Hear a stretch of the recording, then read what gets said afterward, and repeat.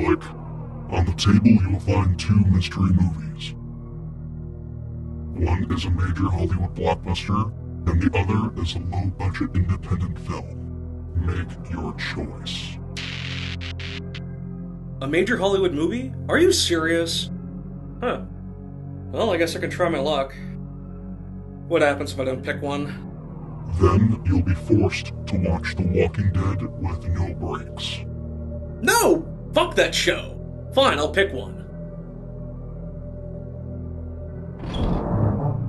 What the hell? You said it'd be a major Hollywood movie. I didn't say it would be a good movie. Fine, I'll review your World War Z. Now go piss off. And who the hell's that asshole from the last time? A guest. I look forward to your review. Farewell. For now.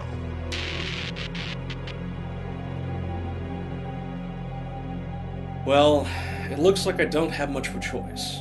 Time to review World War Z.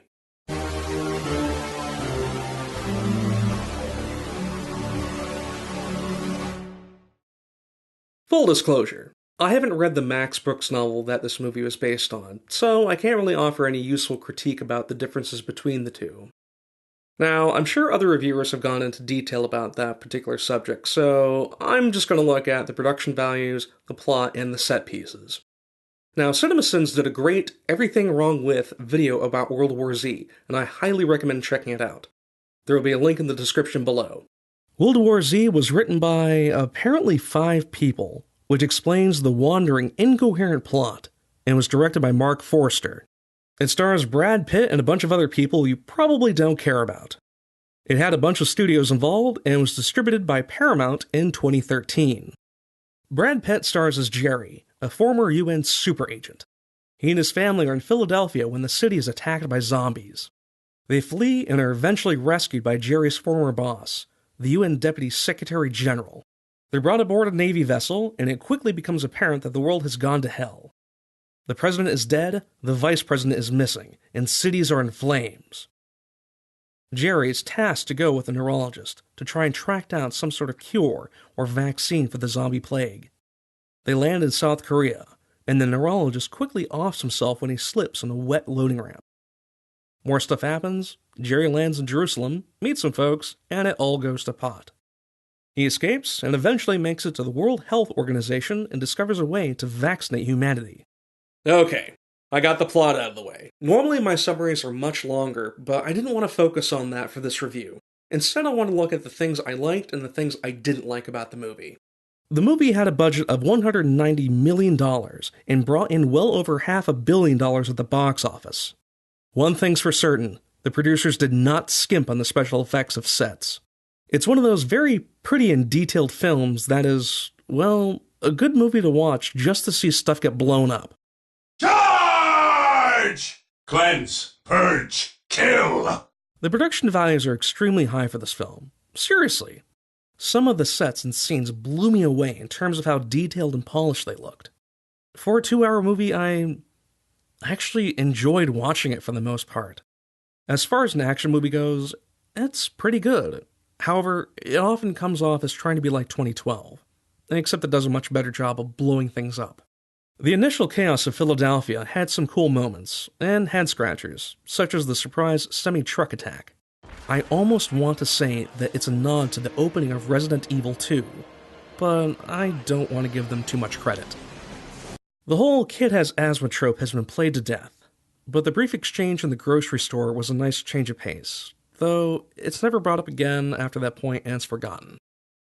The sets were overall engaging, though I wish they spent more time in each location before moving on to the next plot point. The military base in South Korea had some very cool moments, like the burned-out brig cell with the still-twitching zombie hand. I don't know if that's my favorite scene of the movie or not, but it's right up there as far as the cool factor goes. So, props for that. If only they didn't have to be so ham-fisted with killing off the neurologist. It's not like there weren't plenty of zombies there or something. It's weird that they opted to just have him slip and shoot himself in the head. His plot arc was over in less than 5 minutes, and quickly forgotten. The mushroom cloud over the desert during the flight is a remnant of the original script. When they first wrote the script for World War Z, They were going to have more politics in the movie, and instead they decided to scrap most of that, and they left a few mentions here and there. Now, the subtext here is that Iran and Pakistan got into a border conflict and nuked each other into oblivion, once again proving that humans are more dangerous than the zombies. I wanted to see more of Jerusalem, and how the anti-zombie wall worked. It looks quite pretty, and it's a shame that they spent so little time establishing the city in the film. Jerry lands at the airport, meets a Mossad agent, and within minutes he's already fleeing to the next airplane. Okay, so here's one thing that really bothered me. If the Israelis knew beforehand about the zombies, okay, and they took the time to blockade off their city, right, why didn't they notice that sound riled them up? Now, why did singing, of all things, cause them to attack? Additionally, my suspension of disbelief died when the zombies formed a pyramid of meat to scale the wall. I know it's an action movie and we're supposed to check our criticism at the door, but it's hard to accept something that outlandish. Does this happen in the book? Seriously, if you know, please leave me a comment. Don't get me started on the plane scene. First, a zombie manages to sneak aboard, and then when the plane crashes, Jerry and Sejan are the only survivors. I know Jerry got messed up by some shrapnel, but it's a little hard to accept, especially because they crashed within walking distance of the WHO facility. Overall, the final set is highly reminiscent of Resident Evil 2. There's something deliciously creepy about seeing a bunch of desiccated zombies just standing around in an abandoned lab, waiting for stimulation. They probably could have done more with this final arc, but I know they had to inject some drama into the film. So, magically, there are no intercoms or walkie-talkies for Jerry to take advantage of.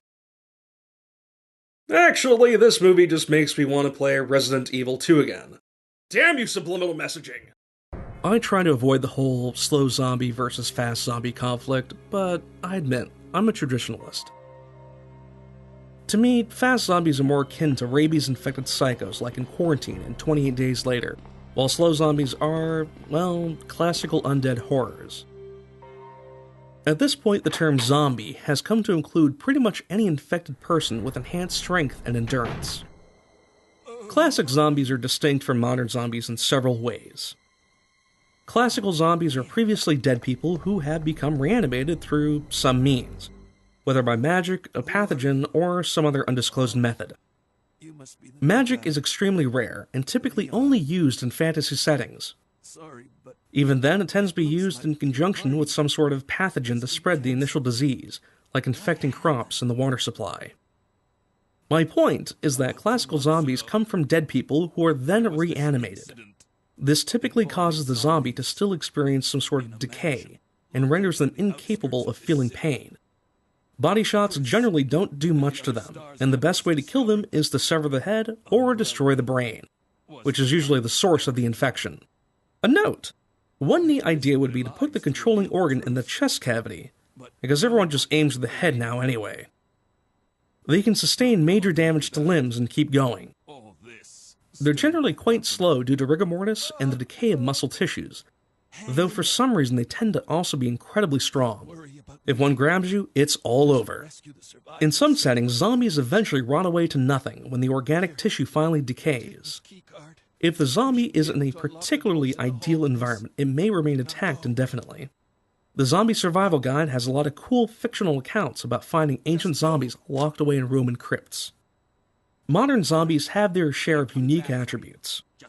They are invariably fast on their feet, and usually charge full speed at potential victims, and have superior strength and often superior agility. They tear down walls and fences with little effort and react to the slightest bit of stimulation.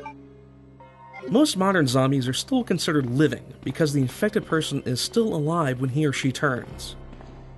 The Rage virus in 28 Days Later is one example of this, as is the super rabies of Quarantine. These infected people require food to exist and can eventually starve to death.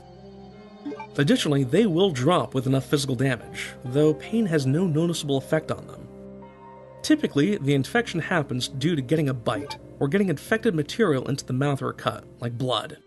This seems to be shared by both varieties, and is usually a death sentence. In many video games, this is subverted in favor of the protagonists being carriers. They are largely immune to the effects of the disease, but they still carry the active infection. In The Walking Dead, all of the survivors are carriers, and turn once they die unless their head is destroyed. In Left 4 Dead, the survivors are carriers, but once they die, they stay dead. Both varieties have highly reduced brain power and aren't smart in the least. In the anime High School of the Dead, zombies are blind and can only detect humans by sound. Not that it matters beyond a 2-minute plot point that they quickly forget about. The zombies in World War Z are distinctly dead after reanimating. It's explicitly stated in the film. However, it's not consistent because they show several examples of living victims turning within seconds of infection. In fact, they make it a point to show how quickly an infected person turns into a zombie, so apparently death is not a prerequisite. It's also shown that zombies can still partially function when burnt to a crisp, so it does seem to be a true reanimation virus. There's no indication if the zombies have a shelf life or not. It's never explained. A lot of things in the movie aren't explained or expanded upon. The film is an incoherent mess that wanders from set piece to set piece with Brad Pitt as the sole focus. Now, I understand that the novel was presented as a compilation of shorter stories from different survivors, and I feel that the movie just doesn't live up to that reputation. I feel that the movie would have been better served if it was shot in, one location. Or better, actually, if it was created as a trio of shorter stories from different protagonists in different locations. As an action movie, I don't know, I kinda like it. It's fun to watch and has enough explosions to suck you in for a good 2 hours. But as a zombie movie, man, you could do so much better. Just watch Zombieland or something, or Shaun of the Dead, or Night of the Living Dead, or Dawn of the Dead, or even Walking Dead. Brad Pitt's character is just completely unremarkable except for his ability to survive just completely implausible events. And there's no background given to his character whatsoever, so you don't know who the hell he is. I'm torn on my feelings of this movie. I can clearly see that a lot of time and effort went into this thing, and they experienced some major production difficulties. Overall, I don't know, it's not a bad movie and I'd watch it again. Hell, I watched the original release and the unrated cut back to back. Now, the unrated cut has some extended scenes and some more blood, but you're not missing anything by not watching it. In closing, go watch it on Netflix or check it out on Amazon. It's worth a watch, just check your disbelief at the door. There are far superior zombie movies out there like Shaun of the Dead and Zombieland, but it's not the worst one by far. Overall, it had big aspirations and a big budget, but a mediocre payoff. That's all, and thanks for watching.